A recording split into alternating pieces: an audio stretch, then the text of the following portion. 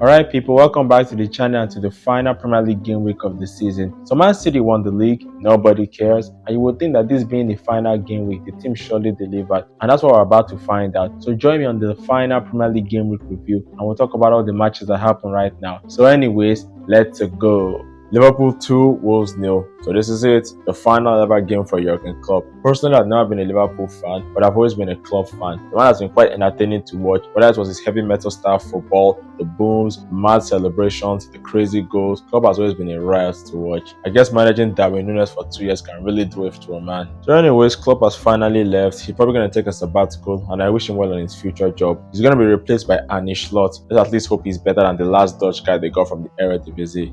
Also a great win for Liverpool, I guess. Sheffield United 0, Tottenham 3, and Sheffield United are finally out of the Premier League. Goodbye and good riddance. That's for Tottenham. You guys are a big disappointment too, because the fact that you let Champions League football slip out of your finger is quite embarrassing. Honestly, you had so many chances to maintain this top 4, but you just kept bottling it. You guys are the real bottle jobs. But a great win for you, Tottenham. At least maybe Europa League suits you better. I'm just really happy that Sheffield United are finally out of the Premier League, and I just hope to never see them again for a while. Luton 2, Fulham 4. A great win for Fulham. And as for Luton, it's quite a shame you have to leave the Premier League so soon, because I really wanted you guys to stick around. You were truly a breath of fresh air, but unfortunately you aren't ambitious enough to stay up. But now you're going back to the Championship, and unfortunately I don't think you're coming back to the Premier League anytime soon. Brighton 0, Man United 2. A great win for Man United, although it doesn't help the fact that they actually finished behind Newcastle in the league. Man United are probably going to miss out on European football, well, unless they could beat Man City in the FA Cup final, which is not happening. But in all seriousness, this has been quite a terrible season for Man United compared to last season. I don't know whether it's Erik ten Hag, the players, the board, or the Glazers, but something needs to be fixed in Man United, because stuff like this can't just keep happening.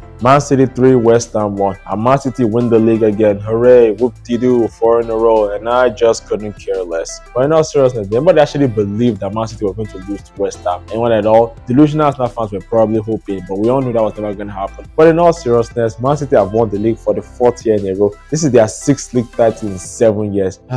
The farmers we are. But I have to give a shout out to Kudus. An amazing goal he scored against Man City. This guy is an amazing talent, and hopefully a big money move is just around the corner for him. Arsenal 2, Everton 1. Poor Arsenal, always the bridesmaid, never the bride. You know, back in the days, I would actually clown on Arsenal for failing to win the league, but I can't in all seriousness do that right now. The job Mikel Arteta has done for this team is really exceptional. It's just a shame that they have to go against the powerhouse that is Man City. Arsenal has failed to win the league in the last 2 years, but who knows, next season they might actually do it. Although as a Chelsea fan, I wouldn't want them to win the league, but if they actually do it, I would actually acknowledge that they actually deserve it. But I mean, I still won't want them to win the league or anything. Brentford 2, Newcastle 4. A great win for Newcastle, and congratulations to them, not only for finishing ahead of Man United for the first time in their career, but also taking European spot away from them. Newcastle have really been on form in these last game weeks, and one might wonder that if they didn't have all those injuries, maybe they could have been higher on the table. Although I am grateful for them for not finishing ahead of Chelsea and taking Europa League spot away from us. Crystal Palace 5, Aston Villa 0. You know, results like this actually made me ponder, how exactly did Aston Villa qualify for the Champions League? They don't deserve to be there. They're a Europa League team at best. I mean, it doesn't help the fact that Tottenham kept bottling their chances. Who knows what will happen to Aston Villa in the Champions League? They might actually get out of the group stage, or they might actually be humiliated. Let's just wait and see. As for Crystal Palace, what is this form you've been on? Ever since Glasner took over, you've been on an amazing form. This has been Man City level form, and if you can keep this form up till next season, you might actually make Europe. You know what's weird? Crystal Palace actually finished 10th. This is the first time they're actually making the top half. For years, Crystal Palace has always been that ambitionless team. But who knows, next season they might actually be some ambition in their bones. Burnley 1, Nottingham Forest 3. Of all the teams to be promoted to the Premier League last season, Burnley have been the most disappointing. Because unlike Sheffield United, who I had no expectation for, and Luton, who I had wishful expectation for, I actually had some expectation for Burnley. Because under Vincent Kompany, I thought Burnley were going to become a standard mid-table Premier League team. But unfortunately, that was just wishful thinking, I guess. Burnley are going down. They'll probably come back soon, but I'm just going to say it's really been a disappointing season. Well, kudos to Nottingham Forest for surviving for one more year. Yes, I do mean that. They're going to go down next season. Chelsea 2, Bournemouth 1. And Chelsea are finally back in Europe next season. What an amazing game this was. The Caicedo giving Chelsea a lead. First goal for the club, and what a goal this was. And then Sterling makes it 2-0. Bournemouth did also get a goal, and they actually pushed Chelsea to the end of the game. But in the end, Chelsea actually got the win. The job Pochettino has done for this has been quite exceptional. Chelsea have only lost one of their last 15 Premier League games, which is quite extraordinary. And if he can get rid of the deadweight and the club can actually back him with transfers, Chelsea could actually be challenging for the top 4 next season.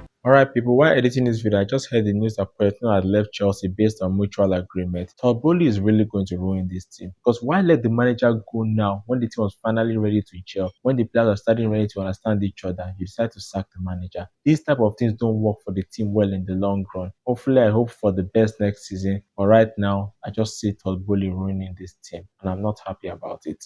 I also like to give a shout out to Thiago Silva. He's been in the club for 3 years now and it's been quite amazing. Thiago Silva, thank you for your contribution to this team and I wish you well with your next club. So there you go, that's the final Premier League game week review of this season. The Premier League being over, it's time to move on to new things. The Euros are coming up and I'm looking to review that. I'm also looking to make more list-based videos, so let's wait and see for those ones. So anyway, that's all we have for this video. Make sure to like, subscribe and comment. Thank you and goodbye.